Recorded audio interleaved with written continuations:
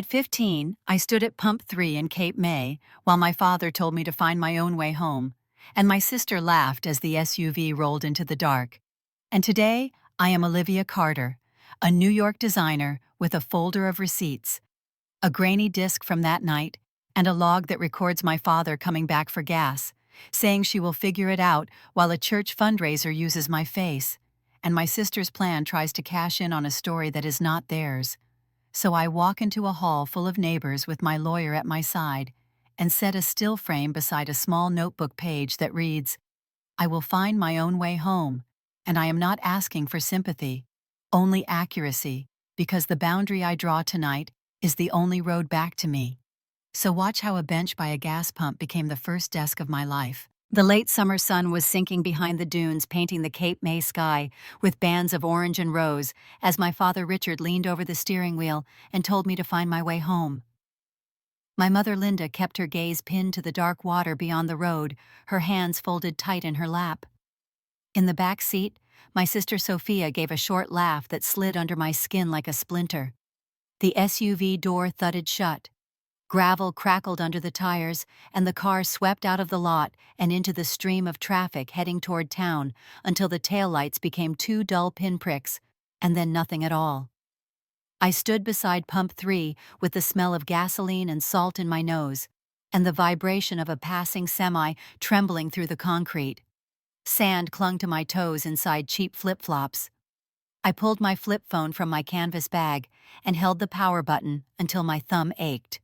The screen stayed black. In my wallet, I found a library card and 2 coins that would not get me anywhere. I slid the bag strap higher on my shoulder and walked toward the yellow wash of light spilling from the convenience store. Inside the store, it was cool and bright and smelled faintly of burned coffee and floor cleaner. A woman with silver hair pulled back low at her neck watched me over the top of her reading glasses. Her name tag read Martha Reynolds. I asked if I could use a phone. She studied my face for a beat, as if weighing the kind of trouble I might be, then turned the base of a corded phone toward me and slid it across the counter. I dialed my best friend's landline from memory and listened to it ring until the call dropped to an answering machine I could not reach. I set the receiver down with care, as if any sudden movement might shatter whatever was holding me together. Martha asked where I needed to go. "Into town," I said.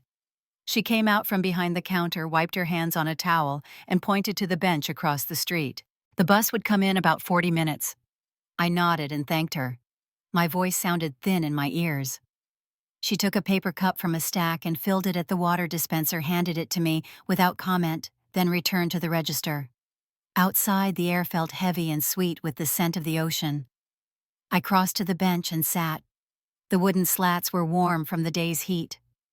Every car that passed sent a gust that tugged at my hair and lifted grit from the edge of the lot.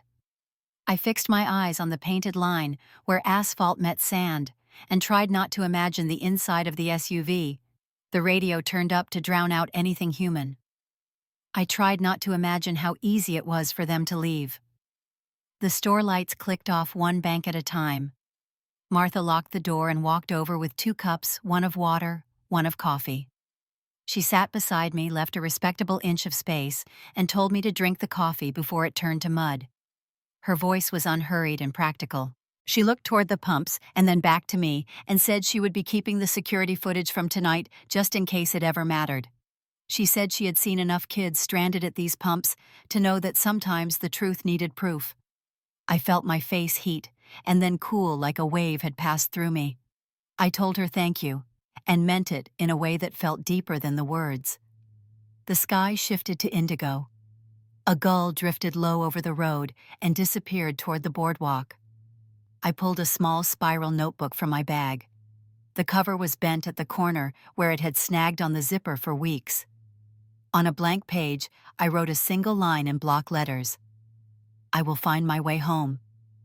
The words did not change anything around me, but they steadied something inside me, as if by putting them on paper, I had fixed a post in the ground and tied myself to it. The bus arrived with a wheeze of brakes and a sigh that sounded almost like relief. The driver opened the doors and looked at me in the way drivers do when they are trying to sort out if a kid is in trouble or simply lost. I climbed the steps and asked how much to get downtown. He named a number that made my 2 coins look laughable. Before the panic could rise into my throat, Martha pressed a small handful of change into my palm and told the driver she would settle the rest inside. The driver nodded, tore a paper transfer, and handed it over with the bored kindness of a person who has done this before. I sat near the middle, pressed my forehead lightly to the cool glass, and watched the station shrink. Martha lifted one hand in a small wave that I returned without thinking. The bus rattled past motels with vacancy signs, past a shuttered ice cream stand, past a row of rental bikes chained together like a herd at rest.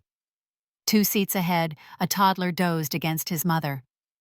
A teen in a varsity jacket scrolled his phone, face lit blue. The rhythm of the engine and the occasional jolt over a seam in the road calmed my breath. We crossed a bridge where the marsh opened flat and silver under the fading light. I traced the line of the bay with my eyes and tried to map the turns we took, as if collecting directions I could keep in my head in case I needed them again. At a stop near a strip of shops, a man with a paint-splattered cap got on and sat across from me. He asked if I was heading home from work. I said yes and left it at that. He nodded and stared at his knees. No one on that bus asked the wrong questions. It felt like a mercy. Downtown, the bus pulled to the curb by the little depot where the schedule was taped inside a sun-warped plastic case. I stepped down onto the sidewalk and looked toward Washington Street, where tourists would be finishing late dinners under strands of patio lights. I could have walked that way and pretended to be anyone else. Instead, I turned in the opposite direction toward our street, past the library that smelled of paper and dust. Even from the sidewalk, past the hardware store, where my father bought oil filters, past the church with a bulletin board that always promised answers and potlucks. The closer I came to our block, the quieter it felt. Houses pressed close together, porches lit by a single bulb, the hush of television voices leaking through screens. When I reached our driveway, the garage was closed. A kitchen light glowed at the back of the house.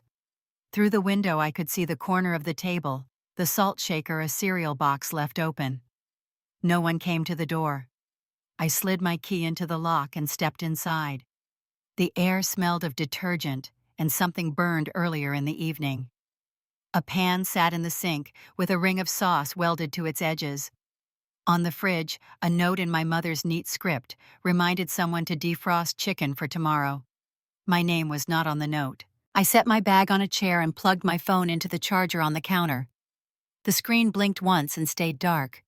I took a glass from the cabinet, filled it from the tap, and drank until my throat stopped hurting. Upstairs, my room was as I had left it, bed unmade, a stack of paperbacks by the window, a small fan left on low to keep the air moving. I sat at the edge of the mattress and opened my notebook again. Beneath the line I had written at the station, I added a date and the time in words because the numbers felt too sharp.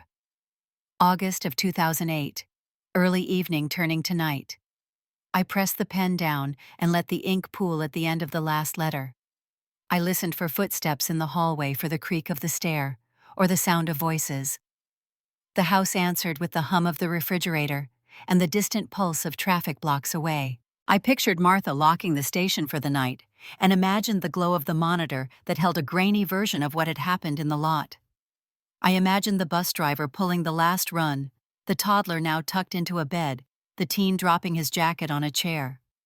I thought of the bench by the pumps where I had sat, and of the line I had written on a page I could fold and carry and read until it became part of me.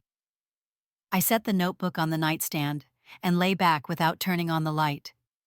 The ceiling fan made a steady circle that I followed with my eyes until the shape blurred. In the space between inhale and exhale, I could still hear tires on gravel and the drag of laughter over my skin. I let the sounds move through me and then drift away like the last light over the bay. When I finally closed my eyes, I knew only 2 things with any certainty. No one had come to look for me, and in the morning I would begin keeping track of everything that mattered, not for them, but for the person I would need to become. Morning slid in soft and gray through the blinds, and I woke with a steady sense of assignment, the kind that does not ask if you are ready. I sat up, opened the small notebook on my nightstand, and wrote the date and the words "first entry." I listed where I had been, who had been present, what time the bus arrived, the color of the sky, the smell of fuel, the name on the tag at the counter. I wrote Martha Reynolds and Pump 3, and the sentence I had etched the night before. I will find my own way home. The words looked calmer in daylight. I underlined the names and the times, then tucked the notebook into my canvas bag so the spiral would not catch on anything. Downstairs, the kitchen held its usual order. My father sat at the table with a mug and the local paper folded to the sports pages. My mother stood at the stove stirring oatmeal, as if the evening before had been a dream only one of us had. I poured water into a glass at the sink and waited for either of them to turn. My father spoke first without looking up, said I had embarrassed the family and had better get my attitude straight. My mother added that gratitude was not optional in this house. I said I was home safe. My father said I was lucky anyone bothered with me at all. The words landed like stones dropped in shallow water, and I watched the ripples spread across the room. Sophia breezed in from the hallway with her hair perfect and her phone in her hand. She said she hoped I had learned something from last night, then told a quick version of events in which I had refused to get back into the car for no good reason, and had made a scene in front of tourists. I said nothing. I drank my water and rinsed the glass and set it in the rack. She asked if I planned to apologize. I told her I had to get ready for my shift. She rolled her eyes at my back and laughed into her phone like we were in on a joke together. In my room, I pulled open the top drawer and counted the coins I kept in a jar with a chipped rim. Enough for a bus and a snack if I needed it. I laid out my work uniform on the bed, a polo with the logo of the Boardwalk Deli, where I worked afternoons, and a pair of black pants that always smelled faintly of fryer oil, no matter how many times I washed them. I tied my hair back, smoothed the collar, and checked that the pen in my bag still wrote. I looked in the mirror and practiced a neutral face, not blank, not bright, just steady. Before leaving, I picked up the house phone on the wall by the pantry. The cord coiled cold against my wrist. I dialed Cape May High School and asked for the counseling office. The receptionist put me on hold, and a minute later, a woman came on the line and introduced herself as Ms. Patel. I told her I needed to talk to someone about a family issue and that I wanted it documented. My voice sounded older than 15. She asked if I was safe today. I said yes. She asked if I could come by after lunch. I said I had a shift, but could come in the late morning. She told me to bring anything I had written and any names I could remember, and said they would open a file so details would not get lost. She suggested I write a clear statement while the memory was fresh. Her tone was practical and steady, like a handrail you can hold without thinking. She gave me a time and said she would be waiting. I hung up and slipped my notebook into the front pocket of my bag. In the hallway, I could hear my parents discussing the grocery list in normal voices, the way people balance a checkbook while the house still smells of smoke. I stepped outside into salt air that felt new, like the tide had swept the night away and left me the morning on purpose. The walk to the school office took 15 minutes past the library and the corner where summer rentals hung flags that snapped in the breeze. I kept my shoulders square and my head up and rehearsed the facts in the order I would say them. At the front desk, the receptionist gave me a visitor sticker and pointed me toward the counseling office. Miss Patel stood to greet me, a woman with kind eyes and a cardigan in a color that made the office feel warmer. She asked me to sit in a chair near a small round table and slid a legal pad and pen toward me. She said we could talk first, or I could write first, whichever felt better. I told her I wanted to write. The words came in short lines at first, then a steady stream. I wrote the date and time, who was there, what was said, where the vehicles were, what the air smelled like, the way the light changed as the sun dropped behind the dunes. I wrote that a woman named Martha let me use the phone and told me she would save the footage and that I paid for the bus with change she pressed into my palm. I wrote what I had felt and what I had decided, but I kept the decision to a single sentence so the facts would not drown in the water of feeling. When I finished, I handed the pad to Ms. Patel and watched her read. She nodded here and there and asked 2 questions to clarify the order of events.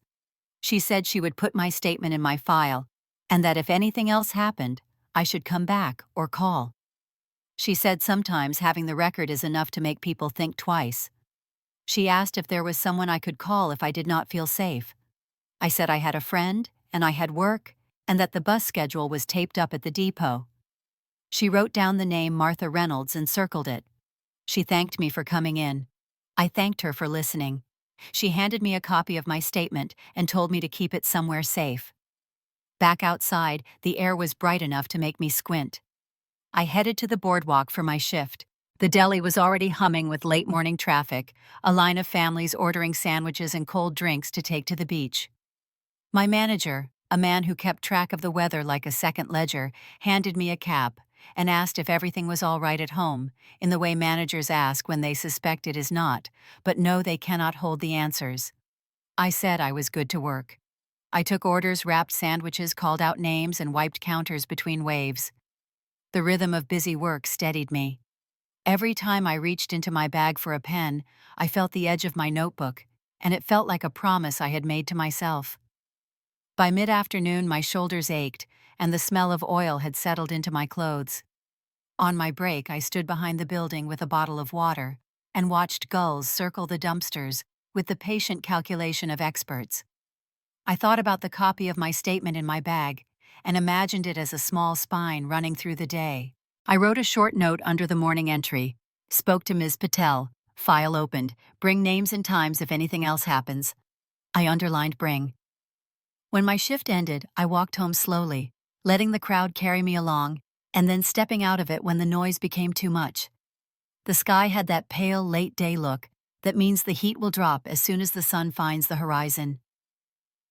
I rounded the corner to our street and paused at the hedge to collect myself. Inside, the house was quiet enough that the tick of the kitchen clock felt loud. I set my bag on the chair by the back door and moved toward the sink. Water ran over my hands, cool and steady. Then voices rose in the next room, my parents talking low enough to think they were safe, but high enough for the words to carry. My father said I would not go far. My mother said people like me always come back after they run out of steam. They laughed a little, the tired laugh of people who already know the script and are only repeating their lines. I stood with the water running and listened, not because I needed to hear it, but because I wanted to mark it down exactly as it was said. I turned off the tap and dried my hands and went to my room. At my desk, I opened the notebook and recorded the time and the words. I did not change them, did not soften them, or make them larger than they were. I wrote that I did not answer, and that I did not argue, and that I was writing instead. The house settled around me, a quiet box with familiar walls. I placed the copy of my statement beneath the notebook and slid both into the bottom of my bag, then set the bag against the desk where I could reach it in the morning. I stretched my fingers and felt the ache in the tendons, the good ache that comes from holding on and not letting go. Downstairs, a drawer closed. A cabinet clicked, a chair scraped. I could smell coffee, the late cup my father always poured, even when he claimed it kept him awake.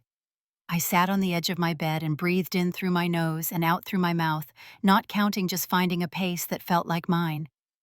The window showed a strip of sky in the space between two houses. A bird crossed and vanished.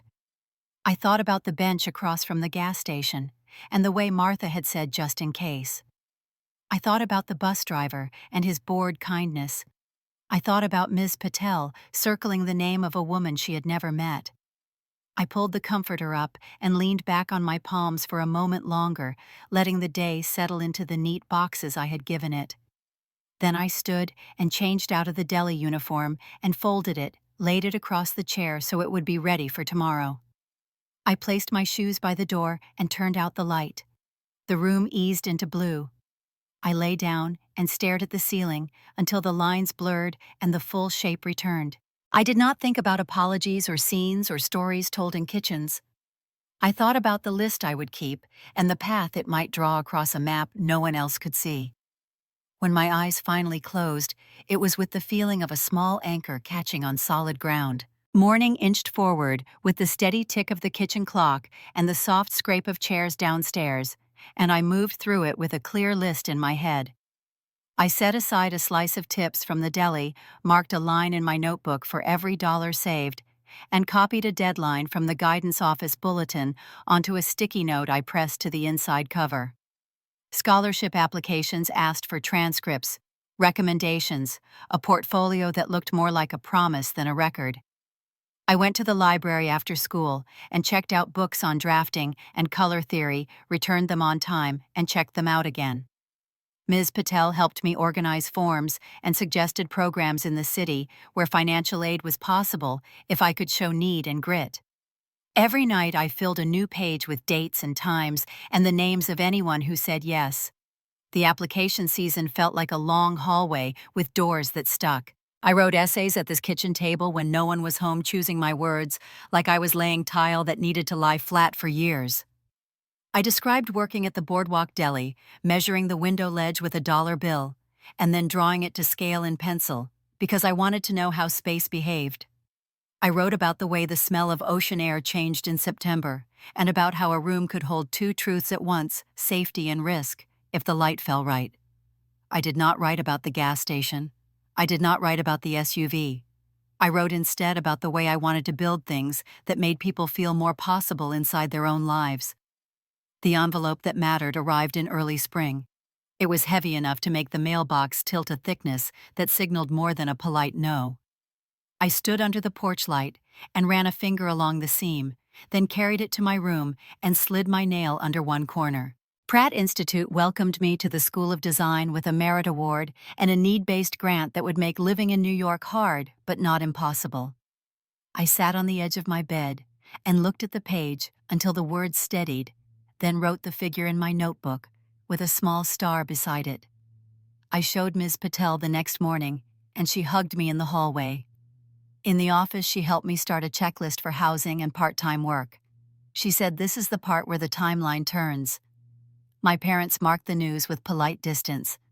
My father said college was fine, as long as I planned to do something sensible afterward, like come back and help at the shop.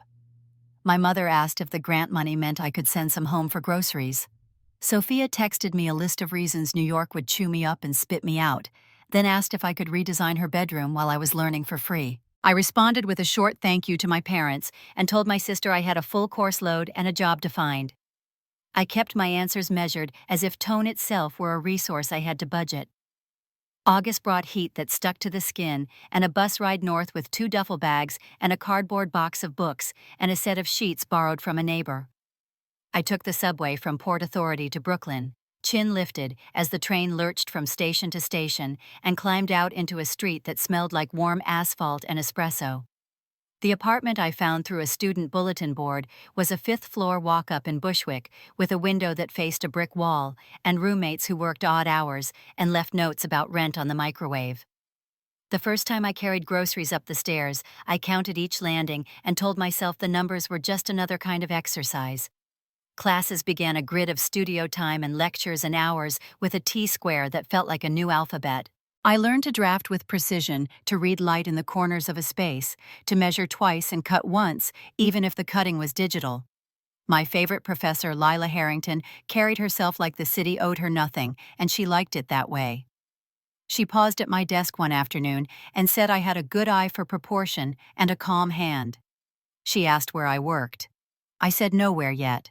She told me a Soho showroom kept a rotating crew of students who organized the sample library and fetched tiles for designers between client meetings, and that I should go before someone else did. I wrote down the name and the cross streets and went after class in shoes that had not yet learned the distance. The showroom hired me for 3 afternoons a week at just under minimum wage and all the leftover coffee I could pour. The manager, a woman named Dana Price, moved through the space with a pace that told me she had other places to be. She said if I showed up on time and kept the library in order, she would introduce me to designers who came in between installs. She said my job was to keep the machine oiled. I learned the names of marble and the way certain woods took stain and how a room could pivot on a single line of trim. I hauled binders until my forearms burned, and that burn felt like proof. Money was tight in a way that sharpened everything. I tracked every expense in the notebook that had become a ledger, wrote rent due dates in red, and cut grocery lists down to the items that kept me steady. I learned to love beans and rice and free fruit at events I staffed for extra credit. On Sundays, I walked the city with a cheap transit pass and watched how people inhabited streets and parks and lobbies, studying the flow like a topographical map. Every night I added a line to the record, a breadcrumb path from one day to the next. Messages from home arrived in uneven bursts. My mother sent a snapshot of the shop's front windows and asked if I could make a sign for a fall tune-up special. My father called once and left a message that I should learn something marketable in case art did not pay, and that the door would be open if I wanted to return to help over the holidays. Sophia posted photos from a weekend trip to Philadelphia, with captions about real life, and then sent me a private note that read, "Come back for a few weeks and patch the cashier schedule, Dad needs you." I told them I could not. I told them my classes were full and that the showroom needed me through December. Polite and final. After I hit send, I sat in the quiet and listened to the apartment settle pipes ticking in the wall and felt the steady pull of the life I was building. Near the end of my second semester, Professor Harrington stopped at my table and said a friend of hers managed a small hotel in Williamsburg and needed a student designer for a limited scope refresh of the lobby lounge. The hotel had a modest budget and a deadline that came with the summer tourist curve. She said it was not glamorous, but it was real, and would teach me about constraints and clients, and the particular patience required when paint dries slower than people do. She said if I wanted it, she would make the call. I said I did. The Harbor Light Hotel occupied a narrow brick building a few blocks from the East River. The general manager, Marco Alvarez, walked me through a space with decent bones and tired eyes. He wanted to keep the existing bar, update the seating, fix the lighting without tearing up the ceiling, and find a way to make guests linger without blocking the staff path to the service door. I took photos from every angle and sketched while we talked, asking small questions about traffic patterns and budgets, and how the space felt on a Friday night. He watched me work and said he would need a proposal with a timeline and 2 options by the end of the week. I went back to my apartment and spread samples across the floor like a quilt. The next days ran on adrenaline and cheap coffee. Between classes and shifts at the showroom, I built a mood board that layered natural textures with clean lines, walnut against matte brass linen that could take a stain and not look ruined. I mapped the electrical reach of the existing fixtures and found a pendant option that would not require new wiring. I priced fabrics and scheduled deliveries on a calendar that left no room for slippage. When I went back to the hotel the following Friday, I laid the board on the bar and talked through each decision while Marco watched my hands move and nodded at the parts that matched his face. He asked about cost, and I showed him 2 versions, one lean and one comfortable.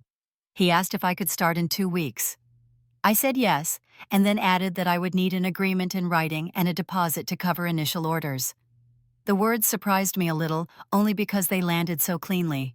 He returned with a simple contract printed on letterhead. The scope fit the budget, and the timeline matched my calendar. I read it twice and pointed to a clause about delivery windows that needed adjusting so I would not be punished for a supplier delay. He crossed out a line and initialed the margin. I took my pen and signed my name in slow letters that looked like they belonged to a person I had yet to meet. He counted out a portion of the deposit and said the rest would wire on Monday. We shook hands. His palm was dry and steady. Mine was too. On the subway back to Bushwick, I tucked the copy of the contract inside my notebook. The train rattled over the river, and the city opened like a map that only made sense from above. I stared at the reflection of my face in the window and saw someone who had been waiting to step across a line and had done it. The car rocked, and people swayed without thinking, a choreography learned by living here. At my stop, I climbed the stairs into evening air that smelled like rain and hot pavement and something cooking with garlic on the next block. I walked the 4 flights to my apartment with the contract pressed against my chest, as if documents had a pulse. In my room, I laid it on the desk and wrote the date at the top of a new page. First client, Harbor Light Hotel Lobby Lounge Refresh, limited scope deposit received.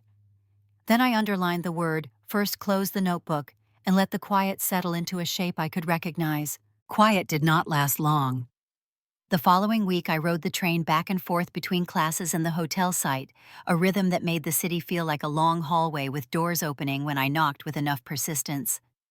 The lounge refresh finished on time and under the lean budget. The manager shook my hand and said guests were lingering longer and spending more at the bar. He sent an email that used the word thoughtful to describe my work. I printed it and tucked it into my notebook. A second small job followed, then a referral from a designer who used the showroom where I still logged hours. I slept less and learned more, and by the time graduation loomed, I knew I wanted my name above a door rather than buried in small print at the bottom of someone else's invoice. In the spring of 2018, I signed a lease for a tiny studio on the edge of Manhattan's Flatiron District. The space had brick that showed its age, 2 windows that faced a fire escape, and floors that creaked in a way I decided to call character. I painted the walls clean white, rolled out a rug from a sample sale, and set 2 second-hand desks side by side. I opened an account under the name Olivia Carter Interiors and ordered business cards that were heavier than they needed to be. On the first morning, I made a cup of coffee on a thrifted machine and stood in the doorway as if framing a shot, and told myself out loud that I worked here now.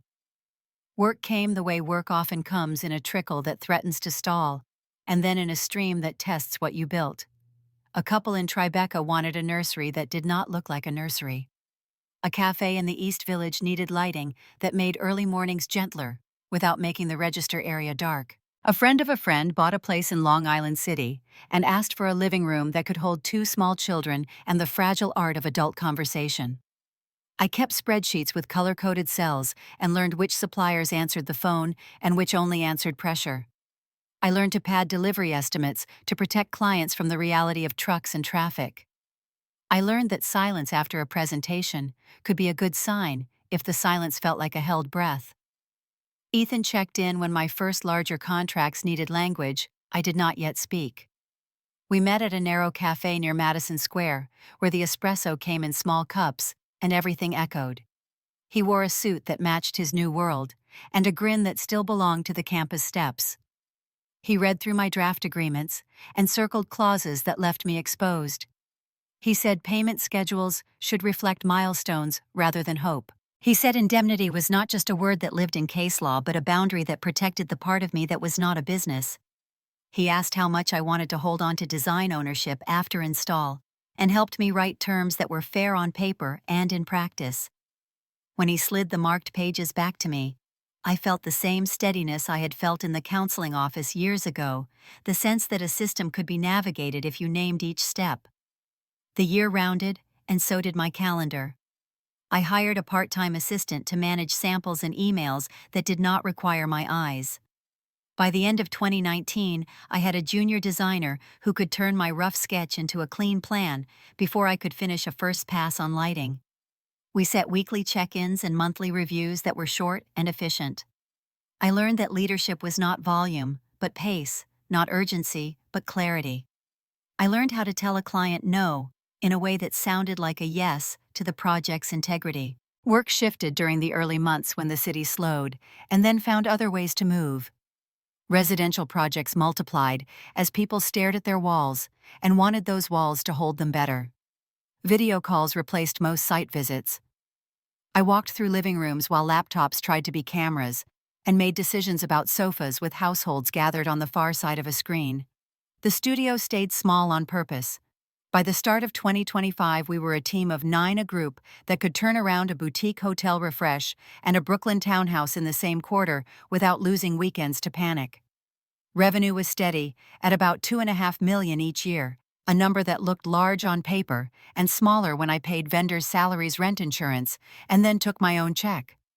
It was enough to feel like the enterprise had weight.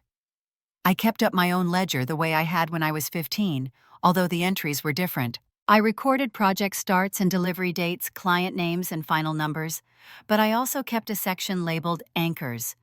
In it, I wrote the names of people who had held a piece of my timeline in their hands: Martha Reynolds, Ms. Patel, Professor Harrington, Marco from the Harbor Light, Dana from the showroom, Ethan, who still answered when I called with a complicated question about a clause a client's attorney insisted on adding. A Tuesday in early spring slid into place like any other, a morning of emails and a midday site walk in Chelsea. I came back to the studio while the assistant measured a conference table for fabric samples, and the junior designer took a call with a millwork shop about an edge detail. I opened my laptop and cleared spam out of my inbox. A subject line stopped me. It read, "Proud of you."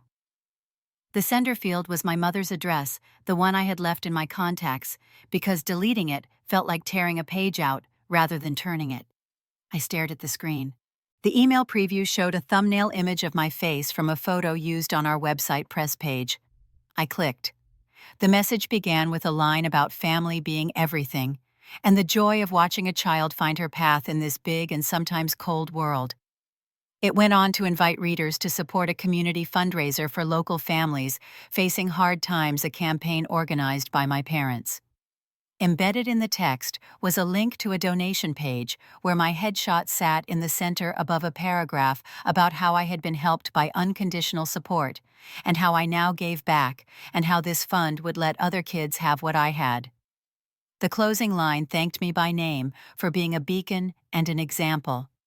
My stomach went light in the way an elevator does when it drops one floor too fast. I scrolled to the bottom and found a cluster of comments already stacked under the post. People from our old town had written variations of "what a blessing" and "what a story," and "your parents did such a good job." A few contacts I recognized from long-ago church potlucks had shared the link on their own pages. The donation counter rolled forward as I watched. There was no mention of Martha, no mention of the bus, no mention of the legal pad in a counseling office, or the long list of part-time shifts that had paid for a Metro card and groceries. My name was a tile in a mosaic built to tell a story that did not belong to me. I took a breath and leaned back in my chair. The assistant looked up to ask about a sample return and stopped when she saw my face. She asked if I was all right. I told her to hold the courier until I confirmed one item and waited for her nod before turning back to the screen. I studied the donation page the way I had studied floor plans, following the lines to see where they led. The page listed a contact email for inquiries. It listed a local church as the hosting organization for the fund. It listed the date of a small event to kick off the campaign. The graphic on the bottom right was a photo of the shop window with a sign I recognized from my mother's social media. I copied the page into a document and saved a PDF. I took screenshots of the comments and the date and timestamps. I forwarded the email to myself and to a folder I had named Records in a moment of habit years ago. Then I picked up my phone and scrolled to Ethan's name. He answered on the second ring and asked what clause had me calling in the middle of a Tuesday. I told him it was not a clause. I told him about the page and the link and the use of my image and my name in a story that was not true. He did not interrupt. When I finished, he said we could address this. He said we would start with a request to cease use and to return any funds tied to my likeness or claims about me, and then move to a firmer letter if they ignored the first. He asked me to send everything I had. I said I would. After we hung up, I sat still long enough to hear the whole room again. The drone of traffic outside, the whir of the sample printer, the junior designer laughing softly at something a millworker said. I marked the moment in my ledger with 3 words in the anchor section. Another, just in case. I closed the notebook and opened the calendar to block an hour. The cursor blinked in the empty square while I chose a time that would not derail the rest of the day. Then I stood and walked to the shelves to pull a stack of upholstery books for a client who would arrive in 20 minutes. Work had a way of insisting on itself, and I had learned to let it do so even while something else gathered its shape in the corner of the room. The client arrived, and we walked through fabrics and lighting, the kind of choices that remind people the future can be arranged with care. After they left the studio, quiet returned in a way that let the other things step forward. My phone buzzed with a notification, and I glanced down, expecting a delivery update. It was a tag from my mother on a platform I opened less and less. The preview showed the old family photo taken at the county fair. Sophia, with a ribbon in her hair, me a step to the side with my hands tucked into the sleeves of a sweater that had been my cousin's first. The caption began with the kind of warm language people use when they are performing memory, and moved quickly to a paragraph about raising a daughter against the odds. It thanked the community for standing by us. It ended by inviting friends to share the fundraiser link for families in need. I felt heat climb my neck. The comments collected under the post like confetti. A former neighbor wrote that my parents had sacrificed so much. A woman from church said Linda always put her children first. Sophia chimed in with a string of supportive notes and tagged me twice. I was careful. I did not engage. I took screenshots of the post and the comments and the timestamp and moved them to my records folder. I thought of Martha saying just in case. I thought of Ms. Patel circling names. A message pinged from an old friend from Cape May who still works summers at the boardwalk. She said the church was circulating a poster for a weekend event and that my name was in the largest font. She sent a photo taken on her break. The poster had a picture of me from a magazine interview about small space design and a line about a local girl made good who had been lifted by a faithful home. Underneath it, listed a raffle, a bake sale, and a suggested donation amount. The line that caught my eye was a sentence asking people to help other children the way I had been helped. I stared at the paper texture captured by her camera and felt the same odd lightness as when the elevator falls a floor. I called the church office and got a recorded greeting with service times and a general email. I hung up and sat very still while the studio moved around me, the assistant discussing swatches on a call, the junior designer wheeling a cart back to the sample wall. I opened the social link again and scrolled. My father had added a comment near the top. He wrote not to forget that they had picked me up from the gas station that hard night years ago. He wrote that no child is perfect and that families forgive. The words inverted the scene so completely that I had to read them twice to register the shape they made. I took another set of screenshots, then called Ethan. He picked up in the tone he saved for when the stakes were not a negotiation, but a line. I told him the post was live and spreading, and that there was now a church poster with my image, and the story was growing legs. I read him my father's comment. He was quiet for a breath. He asked if I had captured everything, including the metadata where possible. I said yes. He said he would draft a formal demand to remove my image and correct the statements and to produce a record of donations tied to the campaign. He said we would copy the hosting platform and the church to put them on notice and would follow with a second letter if the first did not move them. He told me to save everything and not to respond publicly yet. He said let the record speak first. When we hung up, I went to the window and let the city sound find me. Horns 2 blocks over, a delivery truck, idling a dog on a leash, dragging its human down the sidewalk. The everyday choreography grounded me. I sat and wrote an entry in my ledger the way I had as a teenager, dates and times and names and URLs, and where each item lived in the folder. Then I added one line about how the narrative bends when no one is looking, and how you have to pin it down with facts. An alert popped up from a client about a damaged chair. I handled it with the kind of speed that keeps trust intact. The assistant asked if I needed anything before she ran to the courier. I said no and thanked her. I forwarded the screenshots and the poster photo to Ethan with a short list of details and the contact email for the church from their website. I took a breath that felt like I had been holding it for a very long time and exhaled slowly. Later that afternoon, my friend from Cape May texted again. She said a few people at the boardwalk were sharing the post in good faith and asked if I was comfortable with it. I told her I appreciated her checking and that I would handle it. She said she had always thought I made my own way. I typed thank you and meant it. Before closing the studio, I checked the donation page one more time and watched the counter tick forward. I noted the number and the time and then shut the laptop. The room settled into evening light. The work table looked like a map of small decisions that made bigger ones possible. Somewhere a bell rang from a bike down the block. I gathered my bag and locked the studio door, the key turning with a click that sounded like a boundary I could keep. Morning carried me back to the bus depot before the city had fully shaken off its sleep. I took the early coach south, the kind with seats that recline a little and air that runs too cold. The highway unwound through flat stretches and billboards until the marsh opened silver and green under a pale sky. I pressed my forehead to the glass when we crossed the bridge into Cape May and let the familiar mix of salt and sun fade the noise in my head to something I could hear past. The station sat where it always had, a low building with a faded sign and pumps that had been replaced since the year that lived in my bones.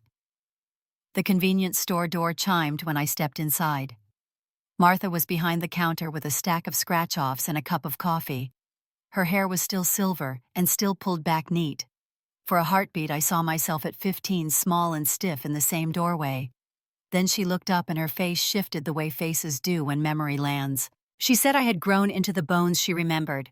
I told her I worked in New York now and that I was here because of a fundraiser using my name. I said there was a story being told that did not belong to the facts. I asked if the camera from that night still existed in any form. She set her coffee down and reached under the counter for a battered binder. Inside were shift schedules and vendor invoices and notes in tidy block letters. She flipped to a page and tapped the margin. The old system had saved to disk once a week before they upgraded to a cloud setup. She said she had made a habit of keeping a copy in case someone needed to see what had really happened. We went into the small office behind the counter. The room smelled like toner and coffee, and the stubborn ghost of cleaner. On a shelf sat a plastic case labeled Summer 2008. She pulled it down, opened it, and slid out a clear sleeve with a disc inside. She said the footage was low resolution, but the timestamps were clear, and the angle from Pump 3 was decent. Then she opened a manila envelope and took out 2 printed stills. One showed the SUV pulling away, rear lights hot against the dark. The other had me standing by the edge of the pump island, small and still, the overlay clock stamping the minute like a witness. She said she had printed them when she learned the system would be replaced and kept them with the binder, because sometimes paper outlasts everything. I felt my chest go tight and then loosen. I used my phone to scan the stills and photographed the disc and the binder pages that proved the archive date. I asked if she would be willing to give a written statement about what she saw and what she kept. She nodded like it was already done. She said the notary at the shipping store 2 blocks over came in after lunch and could stamp whatever needed stamping. Then she told me something I had not known. After I left on the bus, my father returned later that evening to fill up. She remembered it because the pump receipt jammed and she had to print it in the office. He had leaned on the counter and told her clerk that I would figure it out myself. He had used the same phrase I had heard at the window of the SUV. He had smiled in a way she did not like. She had written it in the log out of habit, the way people who run small places keep track of small things that add up. She slid the binder toward me, and I read the line, the date, the time, the shorthand she used for pump and price. It was all there in ink that had faded only a little. We went to the front again, and she rang up a bottle of water for me without charging it. Her small kindness wrapped in the ritual of retail. I thanked her for keeping the record, and she shrugged, like all she had done was what anyone would do if they were paying attention. She wrote her full name and phone number on a card and told me to call when I was ready for the statement. She said she would close the store for 10 minutes and walk with me to the notary so the stamp would sit beside the truth. Outside, the light had moved higher, and the air felt warmer. I stood by the bench where I had sat as a kid and looked at the pavement that had once felt like the edge of everything. The bus I had taken last time rolled past without stopping. I texted Ethan that the disc existed, that the stills showed what we needed, and that there was a contemporaneous log entry noting my father's return and his words. He responded with a short line that read, "That is solid," and another that said we would formalize the statement and secure a certified copy of the footage. I walked the 2 blocks to the shipping store and checked the posted hours. The notary would be in after lunch, just as Martha had said. I looked back towards the station, its sign faded but steady against the sky. I felt the old anger soften into something steadier, the sense that the ground under this part of the story had finally set. I put the card with Martha's number in my wallet behind my own business card and held it there for a breath before slipping the wallet away. Then I started toward the diner at the corner to wait and to write down everything in the same script I had used for years, names and times, and the line that had followed me from a parking lot into the rest of my life. Atlantic City pulled me in with salt wind and hotel lights that pretended the afternoon could be stretched forever. My parents had suggested dinner at a place that tried to be casual and expensive, at the same time, a long room with dark wood and a view of the boardwalk. I arrived on time and let a hostess lead me to a corner table where they were already seated. Richard had a menu open like a shield. Linda rearranged silverware that did not need rearranging. Sophia scrolled her phone until she saw me and set it down with a smile that did not reach her eyes. We exchanged greetings that sounded practiced. A server poured water and described specials as if we were all on the same page. I set my bag on the chair next to me and felt the weight of the folder inside it. My parents asked about the studio in a tone that suggested they understood more than they did. I answered in small details about timelines and deliveries, the safe parts. Sophia cut in to say she had an idea that could help my brand. She said our family was planning a new round of community support, and it would be powerful if the name Carter Family Fund appeared on the Miami contract I had coming up. She said this would show gratitude and create synergy. The words sounded borrowed from a workshop. I told her the Miami project was still in negotiation, and that vendor lists were based on capability, not sentiment. She laughed and said that people liked a good story more than a good invoice. Richard said a little public thanks would not kill me. Linda touched my wrist as if to soften the comment and suggested I might prepare a few words at the end of dinner. She said it would mean a lot to the community to hear how family made success possible. I looked at the ocean through the window and let the sound of waves stack inside my chest until the pressure found a release valve. We ordered food we barely touched. Conversation moved in loops that always bent toward the topic of gratitude. Sophia described the fundraiser in Cape May and spoke about how important it was for narratives to align when you were building visibility. She asked again about the Miami contract and whether the fund could be listed as a sponsor for an opening reception. She said she could draft the announcement and wanted to include a line about me being lifted by home. The server refilled glasses. Table knives caught the light. I told them I had brought something. I slid the folder from my bag and set it on the table, fingertips steady on the cardboard. I explained that I had visited the station in Cape May that morning and that Martha had kept records. I placed the first print in front of my father. It showed the SUV pulling away the timestamp in the corner, bright as a flare. I watched his eyes find the clock and then skip to the edge of the frame. I set the second print between my mother and Sophia. It showed me standing by the pump island, small against the dark. I said Martha also had the log entry from later that night when my father came back to fill up and told her clerk I would figure it out. No one reached for a bread plate after that. Richard cleared his throat and said, "Memory can be imperfect." Linda said the community did not need old pain. Sophia said this was not the point and that optics were what mattered now. I said the point was simple. If anyone used my name or face to raise money, they would be telling the truth. If anyone suggested they had rescued me, they would stop. I kept my voice low and even. The room around us carried on with its own noise, strangers laughing at other tables, a birthday song somewhere near the bar. Sophia picked up the photo and held it with her fingertips, then set it down like it might stain. She said I had always been dramatic, and that one night did not define anything. She shifted to the pitch again about the fund and how attaching it to Miami could benefit both sides. I said the work was not a billboard. Richard pushed his chair back an inch and said there was a time when children knew who got them where they were going. I met his eyes and felt the calm that had marked the whole day settle deeper. I told him I had gotten myself onto a bus and into a city and into a studio with my name on its door. I told him the only thing I owed this table was the record. The server arrived with our plates and set them down carefully, as if he could sense an edge he did not want to cross. I thanked him and moved my water glass to give him room. No one picked up a fork. I gathered the prints and slid them back into the folder. I said I had a timeline and counsel, and that any use of my image tied to false statements would be addressed. Linda whispered that this was a family matter. I said family matters are not exempt from facts. I stood and left money for my share of the check, even though I had barely eaten. I told them they could reach me through the email on my card for business that concerned me, and that anything else should be sent through counsel. Outside, the evening air felt cooler than it had an hour before. The boardwalk hummed with casual joy that had nothing to do with us. I walked until the sound of the dining room emptied from my ears, and the rush of the ocean filled the space instead. On a bench facing the water, I took out my notebook and wrote the date and the words, "Dinner in Atlantic City, presented stills, outcome steady."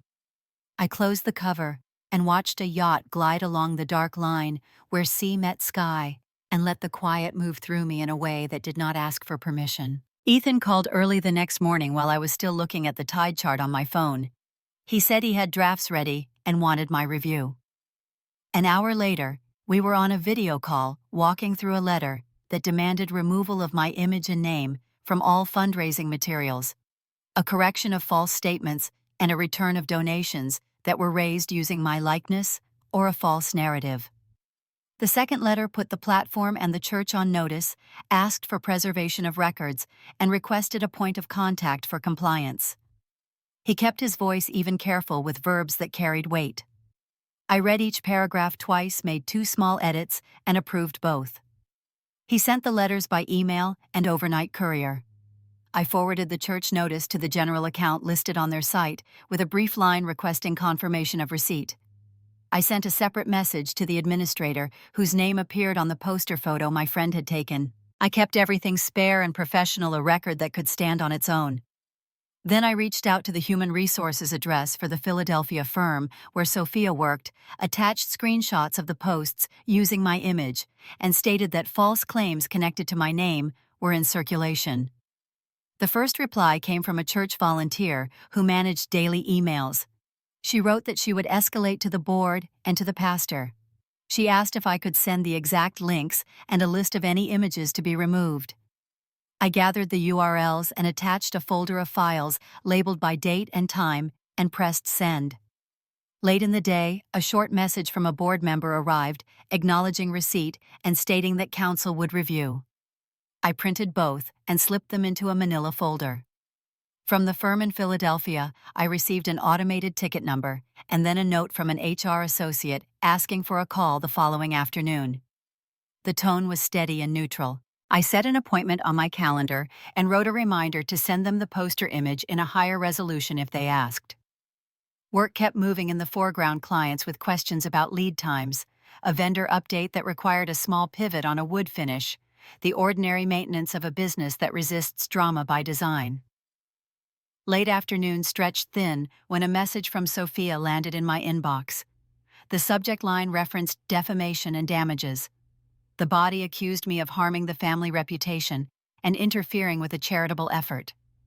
It demanded that I retract any statements suggesting our parents had left me alone and warned that legal action would follow. Her voice on the screen sounded like the borrowed lines from an article rather than the person I knew. At the bottom of the email was an attachment, a document with a corporate-style file name that included a month and a quarter. I opened it with the cool part of my mind that knows how to evaluate materials. The document laid out a plan to leverage my image for a campaign that would run across the church event, local press, and the firm where she worked. It described an asset pipeline using photos pulled from my company site and interviews edited to remove reference to the years I built without help. It included a timeline for posts tied to key dates, a budget line for paid social and sample captions that framed my parents as the engine of my story. There was a section about brand lift for the firm, a note about a client dinner in Miami that would align with the hotel contract, and a projection of conversions based on the warmth of a homegrown narrative. At the end sat a grid of tasks with initials that matched hers. I sat back and let the air return to my lungs. The room was quiet in a way that made the outside city sound like a soft drum.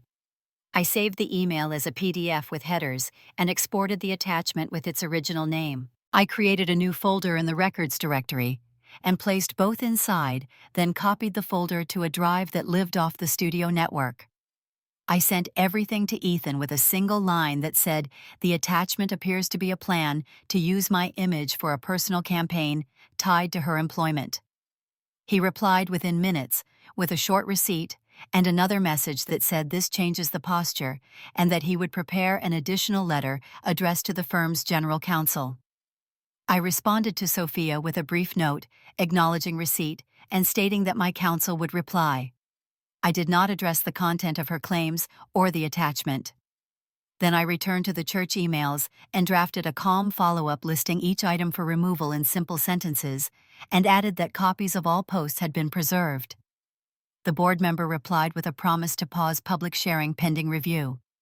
It was not an admission and not a resolution, but it shifted the tone. Evening settled over the studio and turned the white walls warmer. I stacked the printed documents in order, clipped them, and wrote the date on a sticky note for the front. The ledger opened to a fresh page, and I wrote the time, the subject lines, the names of the files, and the exact phrasing of the key sentence in the attachment that proved intent.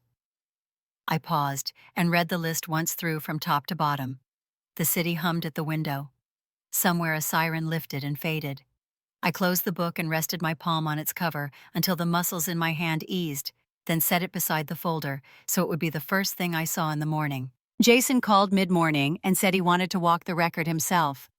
I sent him the folder with the stills, the church poster, the email with the attachment, and the counselor's statement. He asked for permission to reach out to Ms. Patel and to Martha.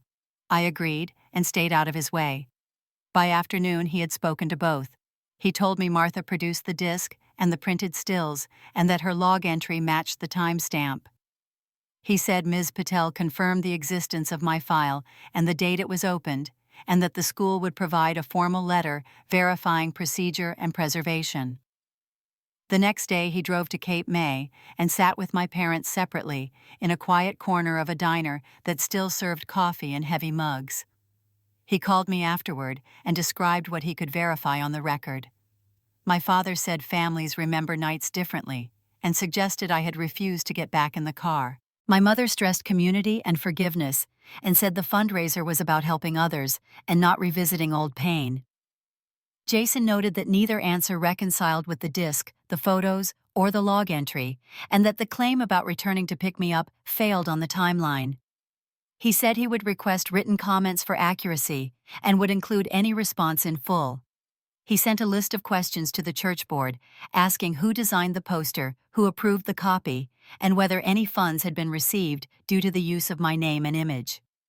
He asked the platform to preserve all records tied to the fundraiser page. He asked the firm in Philadelphia if they were aware an employee had developed a campaign that positioned her family connection as a lever for brand lift. He phrased it in a way that left room for an answer that might help them explain. In the studio, I returned to layout drawings and a tile schedule, letting the clean lines do what they always did for me. My phone stayed face down on the desk until the buzz became insistent. An HR manager from Philadelphia asked to move our call up. We spoke at noon. She thanked me for providing documentation and said the firm would open a formal review based on potential conflicts between an employee's proposed marketing plan and the firm's policies on the use of personal relationships. She asked that I forward any additional materials if they surfaced. Her tone was controlled and calm, a practiced cadence that made clear this was not theater. By late afternoon, Jason forwarded the written response from my parents. The language read like something shaped by a friend of a friend who had once taken a communications seminar. It spoke of misunderstandings and the complexity of memory, and suggested that photos could mislead without context. Jason replied with a copy of the log entry and the school letter confirming my statement date, and asked if there was any context that would align those facts with the claim of a pickup. There was no response before he filed his draft with his editor.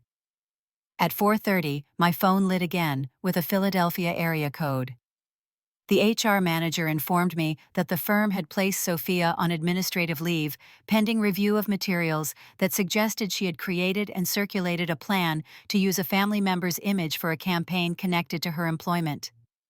She said this did not determine outcome. It was a pause to protect all parties while they verified. The call ended with a promise to follow up in writing.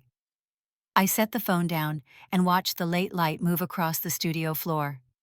The junior designer rolled a chair back to a workstation and asked if I wanted to see the revised millwork detail. I said yes and stood beside her while she zoomed into a corner joint that had given us trouble in the last review.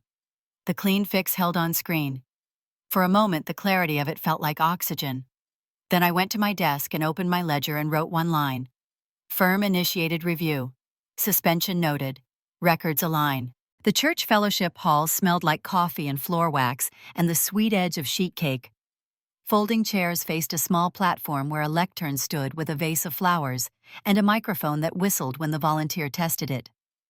A banner thanked friends and neighbors for generosity. My parents moved through the room with practiced smiles, accepting handshakes and pats on the shoulder. I arrived with Ethan and Martha, the three of us taking seats near the side aisle, where we could see without being the first thing anyone saw. The program began with a hymn and a welcome. A board member spoke about community and the power of giving. My mother stepped up next, her voice smooth, her hands folded at exactly the right height. She told a version of our family story that emphasized perseverance and faith. My father followed with lines about responsibility and lifting as you climb. The words were polished and careful, and left out the part that had shaped everything. When the board member invited additional remarks, I stood and walked to the front. I kept my steps even and my breath steady. I thanked the room for coming and said I wanted to offer 3 dates to frame my life so far. 2008, 2018, 2025. I said that in the first I was 15 and learned what it meant to be alone in a very public place.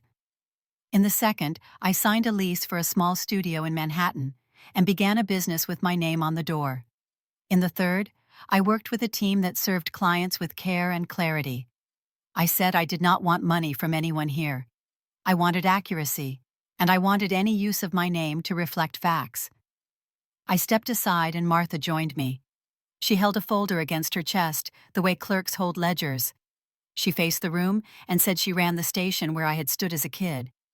She said she had kept a disc from that season and had printed 2 still images with dates and times. She said she had written in the shift log the night my father returned for gas and what he told the clerk. Her voice did not rise. She described only what she had seen and what she had kept. The notary stamp on her written statement sat in the front pocket of her folder and caught the light when she moved. Ethan stepped to the lectern. He introduced himself by name and profession and said he spoke for me in any legal matter regarding my image and my story. He stated that my likeness and personal history could not be used to solicit funds while tied to false claims. He requested the removal of any materials that suggested a rescue that did not occur, and the accounting of donations already received. He asked the board to preserve records and to identify a point of contact for compliance. His tone was even and precise, the cadence of a person who has said hard things in rooms that prefer soft edges. A volunteer brought an easel to the front. I placed a clear sleeve with the printed still from the station on the ledge. Next to it, I set my small notebook open to the page where the sentence I wrote at 15 had lived for years. I will find my own way home. The words looked almost ordinary on paper, which was the point. They were ordinary. They were mine. Silence held. Not the restless kind that precedes a murmur, but the full kind that arrives when a room recognizes the edge of a truth. A board member cleared his throat and said they would review the materials and follow the request to pause public sharing while they did so. My mother stood near the back with her hands pressed flat against the sides of her skirt. My father looked at the screen where the still image had replaced the banner. Someone near the middle row reached for a hand and held it. I thanked the board and stepped down. Martha touched my elbow as we returned to our seats, a small weight that felt like a steadying line. Ethan wrote a contact name on the back of a program and slipped it into his pocket. The hum of the hall resumed in small pieces, chairs creaking a cough, the clink of a fork against a plate at the refreshments table. I sat and let the quiet inside me widen until the sounds moved around it like water around a rock. By the end of the week, the fundraiser page went dark. The church posted a short notice saying public sharing would pause while they reviewed materials. The next day, a board member sent an email to Ethan confirming that posts had been removed and that any donations collected after the campaign launched would be returned upon request. A few days later, a second message arrived with a spreadsheet attached and a line that read, "Full refunds processed." I printed the confirmations and filed them behind the program from the fellowship hall. Philadelphia moved faster. The firm sent me a formal letter on company letterhead. It thanked me for cooperating and stated that Sophia's employment had been terminated for conduct inconsistent with company policy regarding personal relationships and marketing use. The words were careful and final. I imagined her walking to the elevator with a box of framed photos and a stapler that had never worked well. Then I tucked the letter into the folder marked anchors and let the image pass. In Cape May, the currents shifted in ways that were visible and not. Neighbors who had once nodded at my parents in the grocery store looked past them to the produce bins. The shop that sold bait and coffee posted a small sign asking patrons not to discuss fundraisers at the counter. My father's shop kept its door open for the spring air, but the bays were quiet and the calendar on the wall stayed on last month for days. My mother stopped posting and started sharing other people's recipes with captions about the comfort of simple things. A text from her arrived just after dawn on a Tuesday. It said she was sorry for any hurt, and that life is complicated, and that she loved both her daughters. It did not mention the station, or the poster, or the board meeting. My father never wrote. Silence was its own script, and he was fluent. I responded to my mother with a short acknowledgement and said I wished her well. Then I called Ethan and asked him to finalize the document we had drafted, the one that set out boundaries in plain language and dates that could be measured. He met me in Cape May on a clear afternoon when the sky looked scrubbed clean. We sat in a corner of the library where I had once hidden between stacks with a notebook and a borrowed pen. The agreement was 5 pages long. It stated that my name and likeness could not be used in fundraising or publicity without written consent. It stated that the gas station narrative as presented in the campaign was false and would not be repeated in public forums. It stated that any future contact for business matters would go through counsel and that personal contact would respect the limits I set. It did not ask for apologies or declarations. It asked for signatures and dates. It asked for a line that would hold when feelings shifted. I sent a message asking my parents to meet at a quiet cafe near the marina. They arrived on time, and together the way people do when they are trying to present a united picture. We ordered coffee we did not drink. Ethan explained the terms in measured sentences and slid the pages across the table. My mother read every line with her finger under the words. My father read faster and then went back to the top and read again. No one raised a voice. No one told a story. The only sound was a spoon against a saucer when my mother stirred a cup already cold. There was a moment when it seemed my father might push the papers back and stand. Then he picked up the pen and signed his name in the space provided. The pen left a small blot that spread like a drop of rain and then stopped. My mother signed after him and wrote the date carefully. She asked if she could keep a copy. Ethan handed her a second set and placed the originals in a folder. He said he would send scanned copies by evening. He thanked them for their time with the same tone he used at the lectern even, and professional. We stood and moved outside. The light coming off the water made everything look more honest. My mother touched my sleeve and said, "Take care of yourself," then let her hand fall. My father put his sunglasses on. Though clouds were moving in, he said nothing. They walked to the parking lot together, steps matched the way they had walked for years. I headed toward the beach without deciding to. The sand was cool under my shoes, and the wind lifted my hair off my neck. I walked until the houses were small behind me and the sound of the town thinned to a hum. I thought about the ledger entries I would make that night, and about how some lines close a loop without announcing it. I stood at the edge of the water and breathed in the clean salt and let the rhythm of the waves set a pace I could keep. I walked back toward town with sand drying on my shoes and the wind lifting the last of the salt from my hair, and the road curved until the station came into view like a page I had dog-eared years ago. The sign looked smaller than I remembered the pumps, newer the rectangle of the office the same. I crossed the lot, and the door chimed, and Martha looked up from a stack of delivery slips, then her face softened in the same way it had the night she handed me a cup of coffee and a place to sit.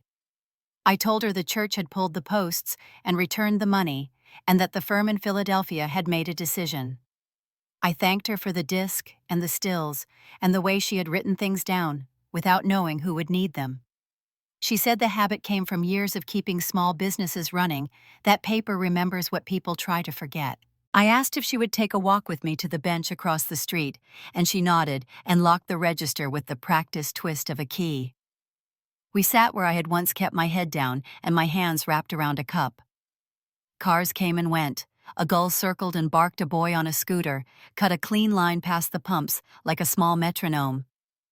I told her what the past 15 years had felt like from the inside, the way the city had taught me to measure rooms and time and my own breath. I described the first studio and the cheap rug and the business cards that were heavier than necessary because weight felt like proof. I told her about the hotel lounge and the couple who wanted a nursery that did not look like a nursery and the way a good lighting plan could change how a tired person stood at the end of a day. She listened with her hands folded and her shoulders loose, and when I was done, she said she had known I would do exactly this, because the way I sat on that bench at 15 had told her the shape of the road. I asked if there was anything I could do for the station, besides buy gas I did not need. She laughed and said I could stop by sometimes when I was in town and tell her what New York looked like that day. I told her I could do more, and I meant it the way a promise is meant when it is made from a steady place. We walked back to the office, and I set a check on the counter for a small upgrade she said she had been putting off. She hesitated, then slid it into the drawer and said that kindness is a circle when you let it be. From the station, I walked the few blocks to the high school. The halls looked narrower than my memory. The posters on the corkboards new, but oddly familiar in their optimism. The receptionist called the counseling office, and within a minute, Ms. Patel stepped into the lobby with the same calm that had steadied me as a kid. We sat in her office while she made tea in a chipped mug, and I told her I wanted to establish a yearly scholarship for a student who wanted to study design or architecture, or any discipline that made spaces kinder. I said the award would be modest at first, and that I hoped it would grow. I wanted the application to ask for a small portfolio and a short narrative about a room that had changed a life, and I wanted the selection to be about potential rather than polish. She nodded and took notes in her precise hand, and said the board would be honored to help administer it. She asked what I wanted to call it, and I told her to use my name for now and that we would keep the criteria simple and strong so the student could feel the ground hold. When I left the office, I stood at the end of the hall and read the names painted above the gym doors, the way schools keep their histories visible. Outside, the sun pressed the smell of cut grass into the air, and I sat on the front steps with my phone and scrolled to Emily. She answered on the second ring and asked if I was safe. I said I was standing outside the school, and that the air smelled like September, even though it was not. She laughed at that, and the sound made something inside me unclench. I told her what had happened with the fundraiser, and the meeting, and the signatures, and I said there was space in my apartment if she needed a change of scenery this summer, or a longer break, to think about what she wanted without the noise.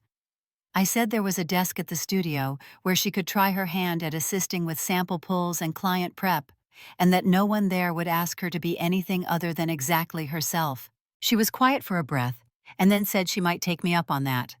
I told her there was no clock ticking, and that I would text her dates for a visit and a list of cheap shows to see on a Tuesday night. When we hung up, I felt the day take another shape, like a blueprint had shifted, and a better sightline had opened. Back near the marina, I found a small print shop and ordered a framed copy of the still from the station, not to hang on a wall where clients would see it, but to keep in the back room of the studio, where only we went.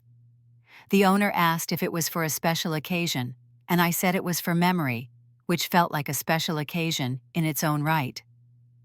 While he worked, I opened my notebook and wrote the new entries. The fund with a working title and a first-year amount earmarked. The meeting with the counselor and her notes about criteria. The call with Emily and the promise of a spare key on a hook near the door. I underlined the dates and the numbers and let the ink settle. By late afternoon, I was back on the coach to the city, the marsh opening to the bay on my left, the line of egrets balanced like small commas in the grass. I rested my head against the window and let the rhythm of the bus fold time the way it does on familiar routes. In my bag, the folder with signatures felt lighter than it had in my hand at the cafe, and the framed, still wrapped in brown paper, lay across my lap, that small square of proof quiet and complete.